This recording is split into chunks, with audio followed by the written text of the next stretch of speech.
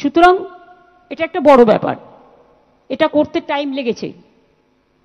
আমাদের সময় primary, upper primary, মাধ্যমিক, উচ্চ মাধ্যমিক, মাদ্রাসা, টেকনিক্যাল এডুকেশন, শিক্ষক অশিক্ষক কর্মচারী নিয়ে প্রায় 1,50,000 নিয়োগ হয়েছে।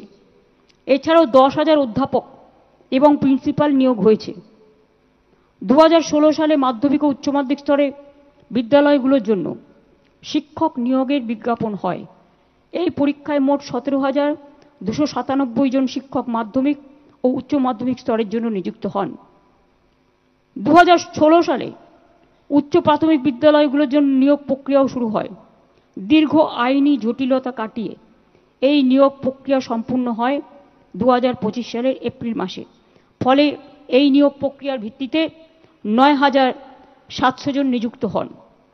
এছাড়াও আপনারা জানেন আমাদের শিক্ষক পদে এখনো মোট ভ্যাকেন্সি আছে 56,000। এর মধ্যে 35,726টি পদের জন্য বিজ্ঞাপন প্রকাশিত হয়েছে এবং আরও 21,000 ভ্যাকেন্সি এখনো হাতে আছে। আমরা অনেক সময় করতে চাইলেও আইনের জটিলতায় যারা আইনটাকে বেলাইন করে দেয়, এটা আমি কোর্টকে দোষ দেবো না, আমাদের মতো কিছু কিছু লোক আছে, তারা চলে যায় কোর্টে, সব স্টে করে দাও,